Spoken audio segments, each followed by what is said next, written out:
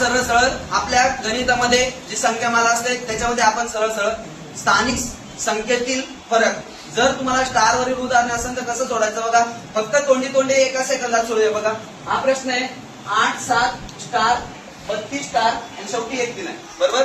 या संख्येतील स्टारच्या जागी एक समान अंक असून आणि त्या समान अंक आणि स्थानिक किमतीतील फरक जर बघितला तर साधारण मित्रांनो 79,000 किती 79,920 आहे.